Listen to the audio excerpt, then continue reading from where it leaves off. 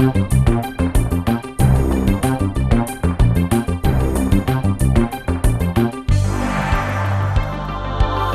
produced this video on gynecomastia because I wanted to show a man going through the procedure over about a 6 to 7 month period of time. For the men that are apprehensive or nervous about making that call or looking for information, this video will help. It will take a guy that is a normal person with normal intentions, living with the same thing that a lot of men live through. Embarrassment, not wanting to take off their shirt, and how they cope with it over time. This video takes you through the whole process to the point where he's very comfortable taking off his shirt, and it certainly has changed his life.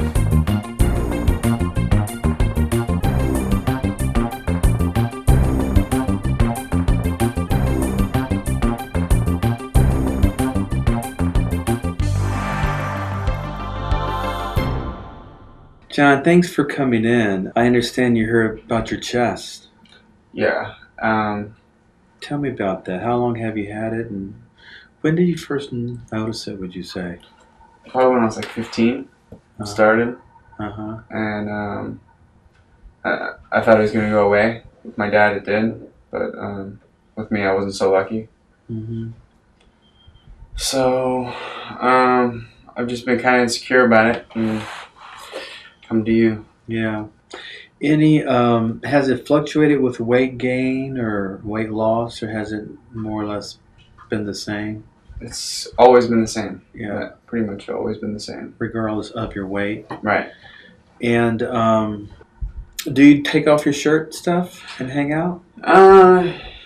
Yeah. I do a little pinch it beforehand to make him look normal. But does it help a lot? The pinching? Yeah. Well, in my mind it does. But I probably look like a weirdo pinching myself, you know, like if I'm at the gym or whatever. Yeah. That's common. Yeah. Very common. Guys say that. Yeah. Do you wear tight clothing or things like that? Sometimes I try to avoid it. Sometimes I'll try to wear a dress shirt or an undershirt to keep them, you know, like a tank top or something. Yeah. Under undershirts. So a couple shirts sometimes. Does it bother you with your girlfriend or anything? Is there ever that kind of issue? No. Yeah. Not with the lady. No. Your father, you said, had it. Yeah, he had it, but it went away for him. I also have a friend who had it in one side, and that went away as well for him. Have you had any lab testing? No, I haven't. Hormone testing or anything like that? No, I thought about it, but Okay. I haven't. Okay. What's your goal? How would you, what do you want out of this thing? I would like to not be able to see my nipples through my shirt. Gotcha. Like a t-shirt like that. Like this. And I would like them to look even. Symmetrical. Okay. Well, the technique I use is gland excision, which I think is a critical point in gynecomastia surgery, because gynecomastia certainly includes a gland. If it's pseudo-gynecomastia, then it's fat. The true gynecomastia is gland, and the gland is like this hard, spongy material that you can't stuck out, really. It's too hard. So you have to actually go in there and cut it out. And then if you do that, you should have a very good outcome. About a third of my cases are redos from other places, and the primary cause is liposuction only. Guys try to do it with liposuction alone. And what it does, the cannulas take out the fat around the gland, but leaves the gland there. Sometimes it can actually look worse. So gland excision is critical, and then liposuction helps blend things in. And that's my usual technique. I usually always put it in a drain. My reasoning is that there's a large dead space inside becomes fairly aggressive. Even though the tissue is here, I'm undermining this whole area here because it's got to redrape itself, okay, and you have to blend it in. So what happens is you end up having this big dead space there that can collect blood or fluid. A drain, has suction on it. It closes, it collapses down that pocket, and it allows it to scar down. Okay, and the fluid comes out. So I found that to be very, very helpful. The complaint I used to have is the drain site hole.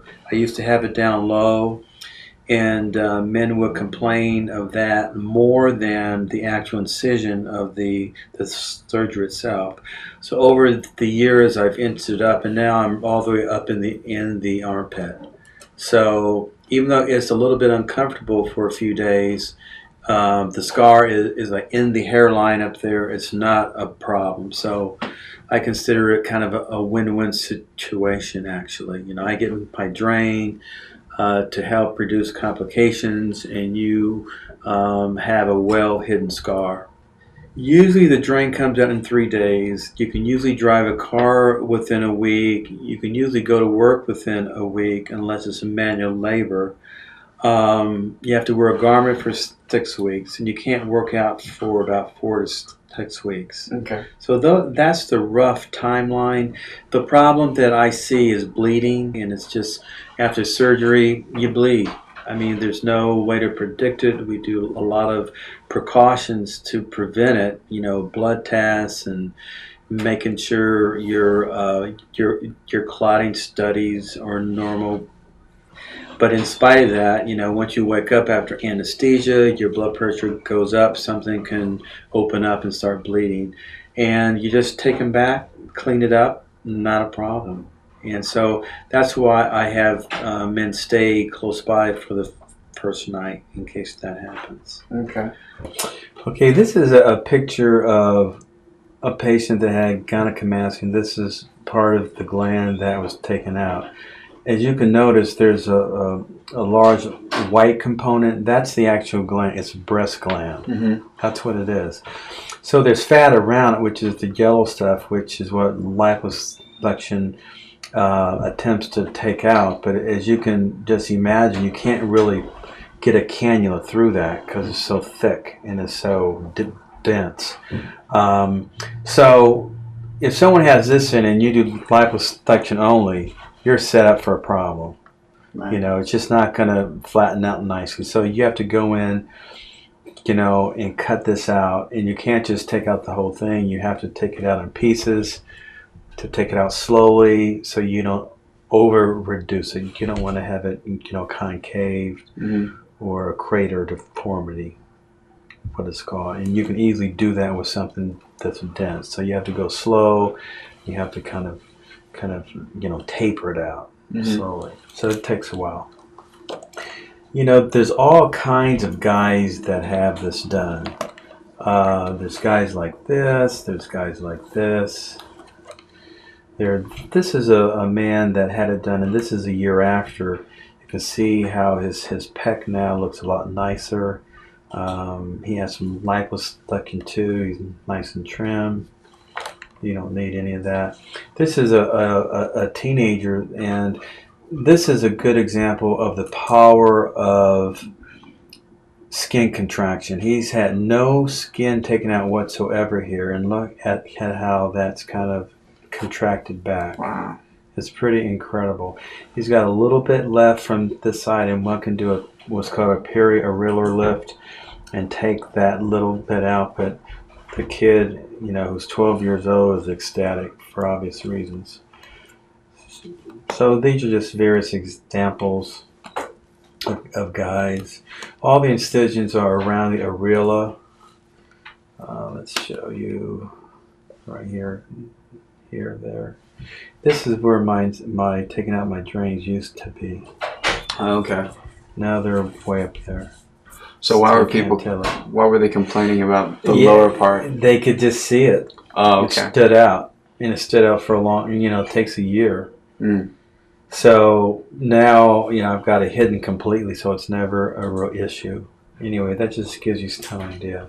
Well, let's go and examine you. I'd like to see how you look, okay? Okay.